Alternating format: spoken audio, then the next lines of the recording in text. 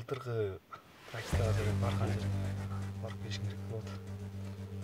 Не иштер бар? Ошол жакта бир бизнеске ылайыктуу жакшы бир склад бар. Склад азыркы учурда айлык өрттүн балансында турат. Ошол складты жеке менчикке чыгарып алыш керек. Баягы Марат билесиңби былтыркы Исмаилга практикага келбеди беле? Ошол жылда келген аттыр.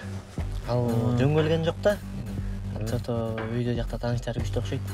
Ошону бала сен карап берип койсуң. Келип калсың. Басат эти магазиндеги да 10 000 болуп кетти беле. Ошону кантебиз? Şu buradan karşı çanağını koyup gitti. Şu cumanın ayağına çeyim. Bankta yapmasak maçını kaldırıyoruz. Акча керек да, туурабы? Эми чындап эле акча керек да. Эмне бир сунуш бар. Азыр өкмөттүн балансында бир иштейтин деген склад бар. Ал склад алам деген толтурат. Иштетем.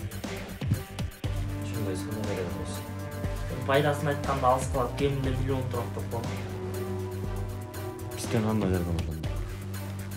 Жардам болгондо складты ушул айдын бир жаранында өткөзүп берет, менчиктештирип.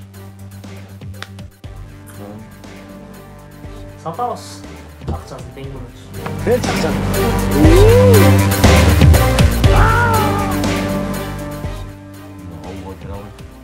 Сен ушундан коркуп атасың, мындай иште далай эле болгон. Өзүң билесиң да экскаватор, туурабы? Сен ысылдап чыктың эле ошол иште. Башка толтура иште ысылдап чыктың эле.